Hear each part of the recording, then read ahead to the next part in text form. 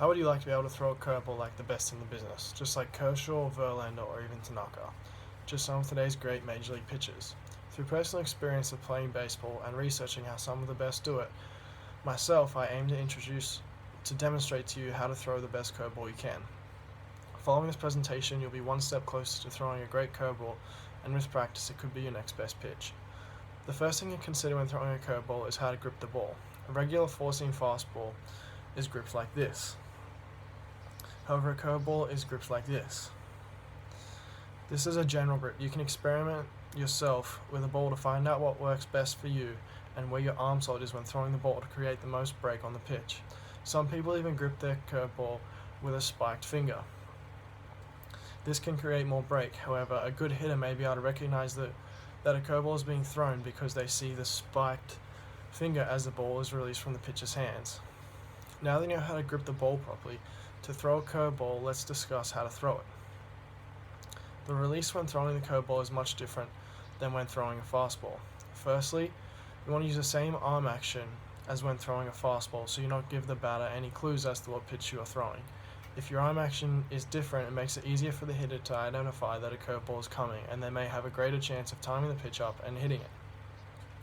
Keeping the same arm action, all we want to change is how we release the ball. As we release the ball, we want to rip down on the front of the ball. Sometimes this is called ripping down on the seams. So we want to rip like this.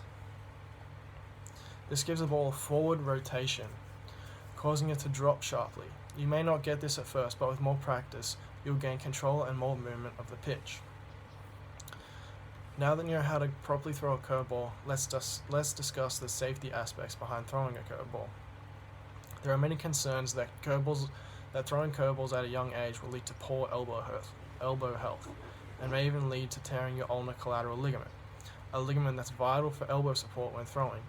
In recent years, there's been a surge in the amount of Tommy John surgeries, which is the surgery used to replace the ulnar collateral ligament. While there is belief that this is due to throwing curveballs from a young age, there are many sources that say the opposite. Many believe that it is actually the fastball that causes the most harm to the elbow.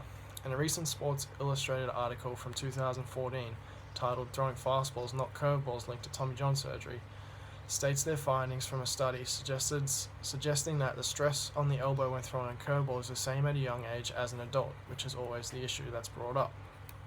In addition, a study was conducted following 111 youth players to professional baseball, and those that required Tommy John surgery threw 7% more fastballs than that of a control group.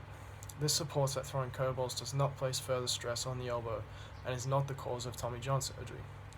Now that we've discussed all the aspects of throwing a curveball, you are one step closer to throwing nasty pitches just like major leaguers. I hope you've learned the steps necessary to throw a curveball. Now it's time to get out and practice and throw the best curveball you can.